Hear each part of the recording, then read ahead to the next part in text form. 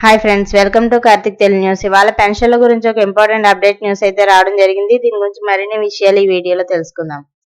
దయచేసి ఈ వీడియోని ఎక్కడ స్కిప్ చేయకుండా చివరి వరకు చూడండి ఫ్రెండ్స్. అలాగే మా ఛానల్ సబ్స్క్రైబ్ చేసుకుని మాకైతే ఒక సపోర్ట్ అయితే ఇవ్వండి. వివరాల్లోకి వెళ్ళినట్లయితే ఏపీ ప్రభుత్వం మరో కీలక నిర్ణయం తీసుకుంది. కొత్త పెన్షన్ల మంజూరుకు నిర్ణయించింది. తాజాగా ఈ మేరకు మార్గదర్శకాలు సిద్ధం చేసింది.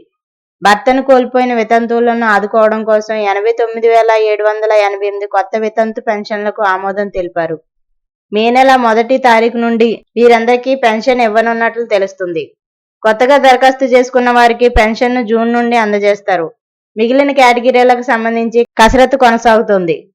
అలాగే వచ్చే నెల తొలి వారంలో దీనికి సంబంధించిన మార్గదర్శకాలను విడుదల చేసేందుకు రంగం సిద్ధం అవుతుంది. ఏపీ ప్రభుత్వం దాదాపు 1,00,000 కొత్త పెన్షన్లకు ఆమోదం తెలిపింది.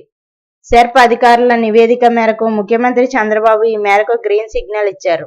భర్తను కోల్పోయిన వితంతువులను ఆదుకోవడం కోసం 89,788 కొత్త వితంతు పెన్షన్లకు ఆమోదం తెలిపారు. మే నెల 1వ తారీఖు నుండి వీరందరికీ పెన్షన్ ఇవ్వనున్నట్లు తెలుస్తుంది. కొత్తగా దరఖాస్తు చేసుకున్న వారికి పెన్షన్ను జూన్ నుండి అందజేస్తారు.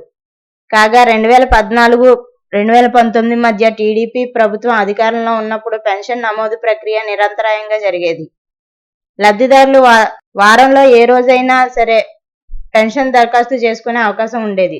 అధికారులు వాటిని ఏ వారానికి ఆ వారం పరిశీలించి నెలాఖరు పెన్షన్ జాబితాను సిద్ధం చేసేవారు. పెన్షన్ల మంజూరు సమయంలోనూ అనర్హులను తొలగించాలని ప్రభుత్వం నిర్ణయించింది. గతంలో దివ్యాంగుల కేటగిరీలో బోగస్ సదరం ధృవీకరణ పత్రాలు కోకొల్లుగా జారీ అయ్యాయి.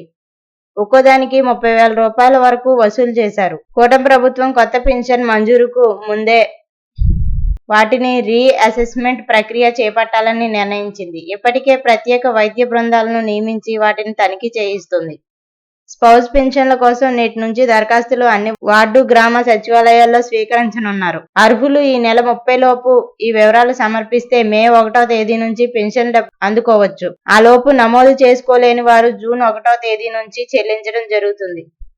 తాజా నిర్ణయంతో ప్రభుత్వంపై నెలకు 35.91 కోట్ల రూపాయల అదనపు భారం పడనుంది. సో ఫ్రెండ్స్, ఇది update news. Thank you friends. Thanks for watching this.